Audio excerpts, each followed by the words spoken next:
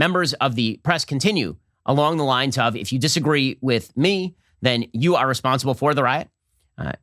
Breonna Keeler from CNN, who used to be a lot better as an anchor, and she has morphed into a sort of Don Lemon type, very wild-eyed leftist at this point on CNN. She is now suggesting that Senator Cruz incited the riot. As Donald Trump's second impeachment trial nears, there is one senator who led the charge to challenge the Electoral College count and enthusiastically threw his weight behind multiple efforts to undermine the Democratic presidential election and is now trying to cleanse himself of the stain of those actions. Cruz didn't seem to mind the, quote, reckless and irresponsible rhetoric from the president. In fact, Cruz joined in, speaking to voters in Georgia in early January, just days before the Senate runoffs there. Okay, so again, the idea is that anybody who backed Trump's suggestion that the election results ought to be challenged, they are responsible for the riots. Now, I think that was wrong, what Cruz did. I think that it was wrong what Hawley did. I don't think that any of that is responsible for the riots. I believe that adults have agency. There are plenty of adults who came and rallied with Trump and who left in the middle of the riots or before the riots even occurred. Nonetheless, again, the goal of the press here, I keep saying it over and over and over because people need to see through the veil. The press are not honest brokers. They are not even attempting to be honest brokers here. We all know this. It is perfectly obvious to everyone who has brain what exactly the press are doing. These are not folks who are standing up for the institutions of our democracy. These are folks who are perfectly fine with undermining institutions of our democracy on a fairly regular basis, depending on who is doing the undermining. These are folks who cheered on violence throughout the summer. And no, that is not an apples to oranges comparison. That is an apples to apples comparison. It's not whataboutism, because some of us condemned violence all the way through. And yet here you have Michael Beschloss, the historian, suggesting that America should treat January 6th historically like 9/11. We should memorialize the date of the Capitol insurrection just like 9/11. He says it's like the day we almost lost our democracy. No, actually, it was not. I'm sorry, it didn't even come close to us losing our democracy. It came close to being an awful, evil, tragic incident, like the congressional baseball shooting. It was a breach of our values, for sure. It was ugly. I said I think it was the ugliest public spectacle since 9/11 in the United States.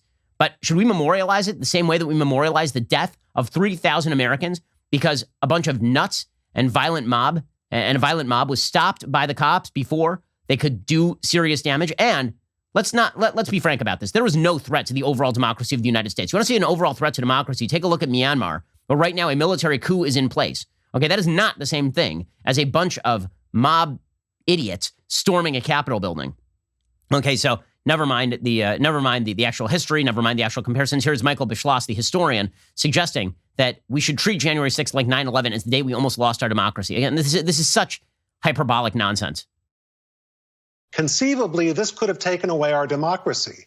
And this is one reason why I think we have to observe the 6th of January every single year as a time that we had a very close call to remind us that we have to be eternally vigilant because democracy is fragile.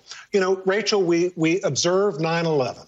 We remember the fact that there were attacks that landed, one that almost landed, which was an effort to fly an airplane into the Capitol, kill a lot of members of Congress. That almost happened.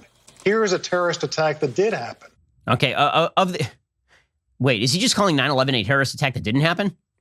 The fact that they didn't hit the Capitol building on 9/11 is one of the things we remember least about 9/11. The thing we remember most about 9/11 is the images of planes flying into the World Trade Center and taking down both towers, plus another plane flying into the Pentagon and another plane being crashed into a field in Pennsylvania. Those are the things that I remember about 9/11. The desire to turn January 6th into a referendum on the fragility of our democracy generally is, I think, quite silly. And again, it really is more tied to what people want to happen next. It's not about what happened on January 6th. It's what people want to happen next. And the media want this more than anything. The media, more than anything, want a crackdown on people they dislike. They want to justify any attack of any kind on people they dislike. The media are just over the moon about Alexandra Ocasio-Cortez's comparison between her alleged sexual assaulter and Ted Cruz and Josh Hawley, which is, I'm sorry, a morally absurd comparison. People who disagree with you politically, even if they do stuff that is cynical and that you don't like, are not like people who tried to rape you or who did rape you. That is not the same thing. That is not the same thing in any way. And yet we're told by Monica Hess, the columnist at the Washington Post, Alexandra Ocasio-Cortez says she was told that trauma victims should tell their stories as part of their healing. And that is what she did Monday night in the most compelling, heartbreaking, and infuriating 60 Minutes available on any screen at any time this week. She talked about how she found herself questioning the motives of a law enforcement officer who had given her hazy instructions on how to reach an evacuation point. By the way, I will note that people are ignoring the fact that during that live stream, Alexandra Ocasio-Cortez suggested that a police officer who came to help her might have, in fact, she was suspicious that he was, in fact, a white supremacist in disguise because he was white. And the respect for police officers going right out the window on that one. According to Monica Hess, AOC compared it to a sexual harasser telling his victim the quickest path to normalcy would be her forgiving him, or to parents telling the child they once abused that the mistreatment had happened in the past. Ocasio-Cortez's whole live stream was brave, but this was the bravest part, when she cried foul on a warped view of reconciliation in which those who stoked the fires of anger and false belief that fueled the attack demand that the victims simply forgive and forget. Well, that's not all she did, right? She compared them to rapists and sexual assaulters, but she's going to receive the plaudits of the media in the lifestyle section, by the way, of the Washington Post. Meanwhile, what is this going to lead to? Well, what this is really going to lead to is the media calling for more crackdowns on people with whom they disagree. I mean, we can all see which way this is going. What they would like is a media monopoly. Facts don't care about your feelings, and it's a fact that The Ben Shapiro Show is the largest conservative podcast in the nation. Be sure to hit the subscribe button to stay up to date on all of our content.